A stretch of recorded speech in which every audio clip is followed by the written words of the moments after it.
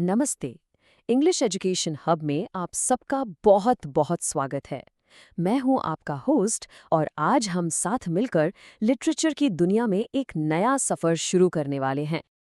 तो आज के इस एक्सप्लेनर में हम टी.ई. हल्म की एक छोटी सी लेकिन दिल को छू लेने वाली एक बहुत ही पावरफुल पोएम द एम्बैंकमेंट को गहराई से समझेंगे। देखिए, ये कविता सिर्फ चंद लफ्जों की है, लेकिन इसके जो मायने हैं वो बहुत गहरे हैं। तो चलिए शुरू करते हैं। देखिए, किसी भी कविता को ठीक से समझने से पहले ना ये जानना जरूरी है कि उसके शायर यानी टी.ई. हल्म आखिर थे कौन। उनकी सोच और उनके दौर को समझना इस कविता की रूह तक पहुंचने में हमारी काफी मदद करेगा। तो टी.ई. हल्म एक इंग्लिश कवि और आलोचक यानी क्रिटिक थे। उन्हें इमेजिस्ट मूवमेंट का संस्थापक माना जाता है। अब आप सोच रहे होंगे कि भाई ये इमेजिज्म क्या है। इमेजिस्ट कवि इस बात पर जोर देते थे कि कविता में ऐसी भाषा का इस्तेमाल हो जो पढ़ने वाले के दिमाग में एक बिल्कुल साफ, एकदम स्पष्ट तस्वीर बना दे। वो मुश्किल शब्दों के बजाय सीधे और सटीक चित्र यानी इमेजरी पर फोकस करते थे। उनका मानना था कि एक इमेज 1000 शब्दों के बराबर हो सकती है, और ये सब 20वीं सदी की शुरुआत की बात है। कविता पे आने से पहले एक बहुत ही जरूरी चीज है जिस पर हमें ध्यान देना है, और वो है इसका सबटाइटल। अक्सर लोग सबटाइटल्स को नजरअंदाज कर देते हैं, लेकिन यहाँ ये सिर्फ एक लाइन नहीं बल्कि इस पूरी कविता के राज को खोलने वाली चाबी है। बहुत जरूरी है। ये सबटाइटल है the fantasia of a fallen gentleman on a cold bitter night. चलिए इस लाइन के हर एक हिस्से को तोड़कर समझते हैं, क्योंकि इसमें ही पूरी कविता का निचोड़, उसका सार छुपा हुआ है। पहला शब्द है फंटेसिया। इसका मतलब है कल्पना की एक ऐसी उड़ान जिसका हकीकत से, रियलिटी से कोई लेना देना नहीं है, जैसे एक सपना। तो सबटाइटल हमें पहले ही बता रहा है कि जो हम आगे पढ़ने वाले हैं वो स्पीकर के मन की एक कल्पना है, कोई असली घटना नहीं। अगला हिस्सा है फॉलन जेंटलमैन। इसका मतलब है एक ऐसा इंसान जो कभी अमीर और इज्जतदार हुआ करता था, लेकिन अब उसने अपना सब कुछ खो दिया है। अपना ऊंचा सामाजिक दर्जा, अपनी दौलत, सब कुछ। हो सकता है अब वो गरीब और बेघर हो। तो इससे हमें हमारी स्पीकर का बैकग्राउंड पता चल जाता है। अब जब हमें कॉन्टेक्स्ट पता चल गया है, तो चलिए कविता के पहले हिस्से पर चलते हैं। यहाँ स्पीकर अपने शानदार अतीत को, अपने सुनहरे दिनों को याद कर रहा है। Once in finesse of fiddles found I ecstasy in the flash of gold heels on the hard pavement.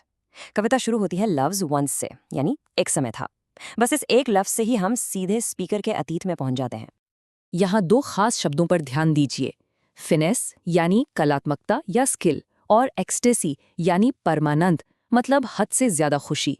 तो finesse of fiddles high class parties के म्यूजिक की तरफ इशारा कर रहा है, जहां वायलिन की मधुर धुन गूंजती थी, और फ्लैश ऑफ गोल्ड हील्स उस दौर की अमीर औरतों की चमकती हुई एड़ियों का जिक्र है, जो दौलत और नाच गाने का प्रतीक है। यानी वो एक ऐशो आराम और खुशियों से भरी जिंदगी को याद कर रहा है। और इन सुनहरी यादों के ठीक बाद कविता एकदम से उस शानदार अतीत से निकलकर आज की ठंडी और कठोर हकीकत में आ जाती है। यहाँ एक बहुत ही तीखा मोड़ है, एक शार्प टर्न। वो कहता है, Now see, I that warmth the very stuff of poesy. लफ्ज now यानी अब, इस एक लफ्ज से ही पूरा माहौल बदल जाता है। अब स्पीकर को एहसास होता है कि उसके लिए असली कविता, असली सुंदरता अब वायलिन की धुन या सोने की एड़ियां नहीं, बल्कि सिर्फ और सिर्फ गर्माहट है, वार्मथ है। इस स्लाइड पर आप इस बदलाव को साफ देख सकते हैं। पहले उसकी जिंदगी एक्सटेसी यानी आनंद से भरी थी। अब उसकी सबसे बड़ी नीड यानी जरूरत है। पहले फिडल्स एंड गोल्ड उसके लिए कविता थे, अब सिर्फ वार्मथ उसके लिए सब कुछ है। पहले वो लग्जरी में जीता था, अब वो सिर्फ सर्वाइवल यानी जिंदा रहने के लिए जद्दोजहद कर रहा है। उसके लिए खूबसूरती की परिभाषा, उसकी डेफिनेशन ही बदल गई है। और अब हम कविता के सबसे इमोशनल हिस्से पर आते हैं, उसके क्लाइमैक्स पर, जहां स्पीकर अपने दिल की गहराइयों से एक काल्पनिक प्रार्थना, एक प्रेयर करता है। वो कहता है, oh God, make small the old star eaten blanket of the sky that I may fold it round me and in comfort lie. इन लफ्जों में उसकी लाचारी और उसकी बेहतरीन कल्पना दोनों एक साथ दिखती हैं। वो ऊपर देखकर भगवान से कहता है कि इस आसमान को छोटा कर दो। लेकिन ये star eaten blanket of the sky क्या है? तारों से खाया हुआ आसमान का कंबल? जरा सोचिए, इस खूबसूरत इमेज का आखिर क्या मतलब हो सकता है? ये इमेज लाजवाब है सच में। यहाँ आसमान को एक पुराने फटे हुए कंबल, एक चादर की तरह इमेजिन किया गया है। और स्टार ईटन का मतलब है कि जो तारे हैं वो उस कंबल में हुए छेद हैं जहाँ से रोशनी छान कर आ रही है।